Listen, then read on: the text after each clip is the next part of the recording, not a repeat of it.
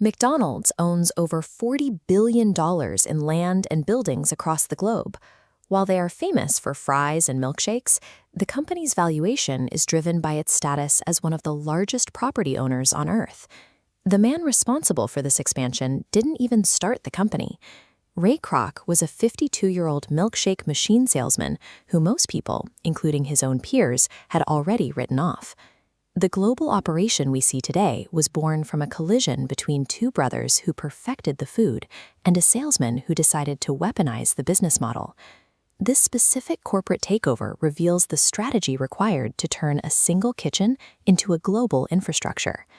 In 1948, Richard and Maurice McDonald were running a standard barbecue drive-in out in San Bernardino, California. They noticed that most of their profit came from just a few items. So they made a choice that stunned their staff. They shut down, fired everyone, and rebuilt the menu around just 9 high-volume products. They called it the Speedy Service System.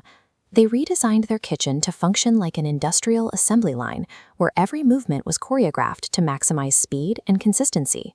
It worked. They cut prices in half, and wait times for a hot meal dropped from 30 minutes to 30 seconds.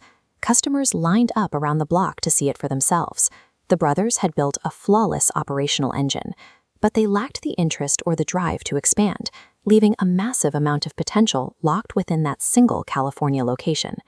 In 1954, Ray Kroc noticed a strange order in his books.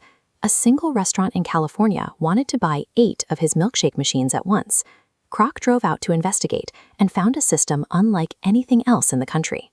The food was identical every time, and the volume of customers was relentless.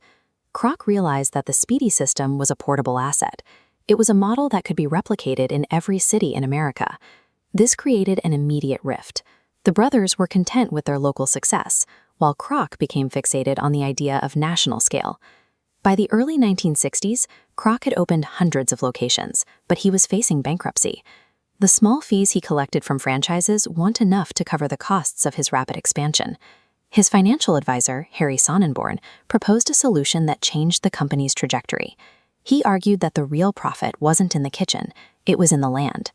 Under this new model, McDonald's corporate began purchasing the land where new restaurants would be built. They then leased that property back to franchise owners, guaranteeing a steady stream of rent payments to the corporation, regardless of how many burgers were actually sold. This move meant Kroc no longer relied on the brothers' kitchen expertise. His wealth was now anchored in permanent real estate. In 1961, Kroc bought out the McDonald brothers for $2.7 million. The deal permanently ended their claim to any future royalties from the brand. The original creators were pushed aside by the man who recognized the true economic engine behind the brand. Kroc established Hamburger University to train every new owner. He wanted to ensure the system remained identical, whether the restaurant was in Illinois or New York. During the 1970s and 80s, the company exported this identical operational and real estate system to international markets. They proved the model could adapt, offering teriyaki burgers in Japan while keeping the underlying business structure exactly the same. Even in India, where beef was removed from the menu entirely, the system for managing the property and the workflow remained the priority.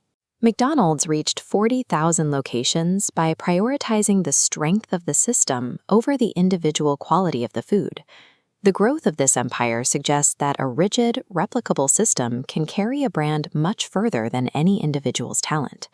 It also highlights the value of identifying which part of an operation is actually generating the long-term wealth. The McDonald brothers lost their name and a share of billions because they viewed themselves primarily as restaurant owners. The story of McDonald's shows that the strength of an expansion often relies on an economic engine that isn't immediately obvious to the customer.